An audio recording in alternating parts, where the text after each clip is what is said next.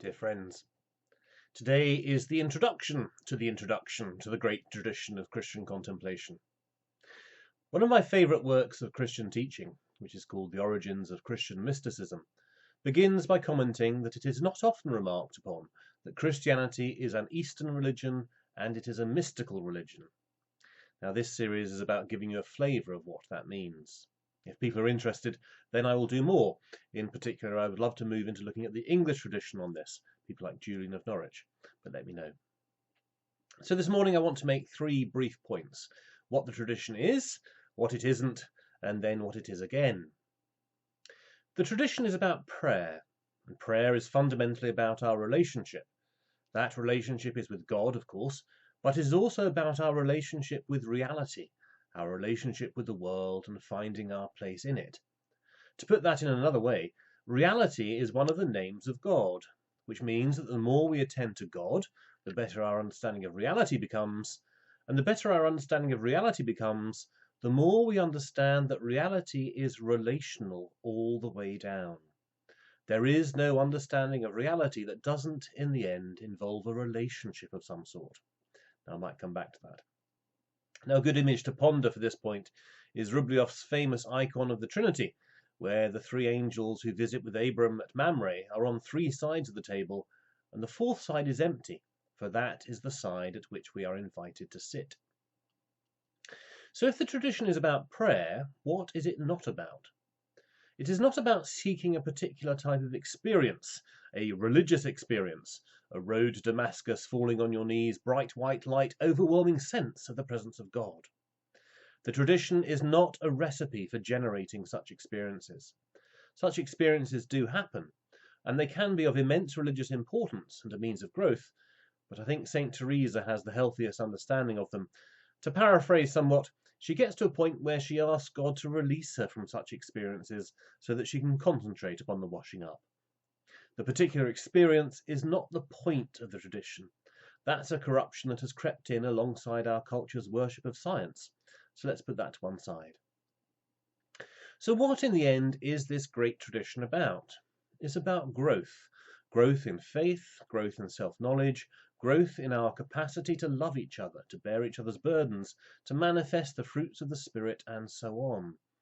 It is, put simply, how we grow as disciples of Christ and come into our inheritance as the children of God. It's the most important thing that we can do. Which brings me to my last point for this morning, which is the link between contemplation and action, and the way in which we are obedient to Christ's commands. Jesus is very clear that the first commandment comes first, that we are to love the Lord our God with all our heart, all our soul, all our mind, and all our strength. The great tradition is how we give effect to that first command. When we prioritise the second command and neglect the first, which I think our Church of England does, when we prioritise the second command to love our neighbours as ourselves, then we run the risk of missing what is most important. We become the Marthas, not the Marys. We are the Peters trying to set up a booth for Moses and Elijah rather than simply being a witness to the Transfiguration. We also run the risk of running out of fuel and burning ourselves out. Worst of all, we run the risk of serving in the wrong way, serving without love, serving without an awareness of the reality of whom we are trying to love and why. So the great tradition is indispensable. This is the way. Let me finish today with a taster of what is to come.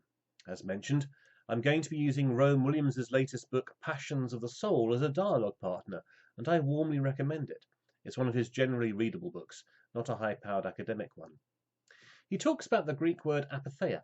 It's the word from which we get our word apathy, but the meaning of our word is very different to the meaning of the original Greek word, for originally in the tradition, the condition of apatheia was something much to be desired. It is the precondition for love. Rowan discusses 2 appetites in the human heart, which both distort our capacity to love. One is fear, the fight or flight mechanism, which leads to a closed fist. The other is greed, the lust or hunger for gain, which leads to a grasping fist.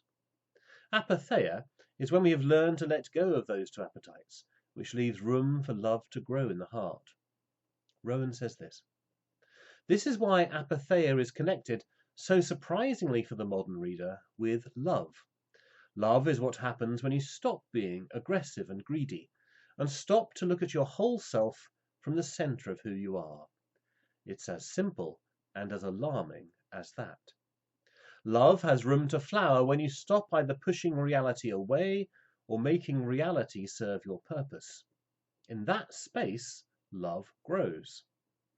God, remember, whose life is the ultimate definition of love, has neither aggression nor craving in the divine nature. God is not afraid, and God is not greedy. It sounds blindingly obvious, perhaps, put like that, but if we say that the love of God is, in the divine life, the same thing as the absence of aggression and greed, this ought to make us think that perhaps it tells us something of how love works and fails to work in us too. And helping you to understand what that means is my aim in this sequence of talks. Until the next time, Amen.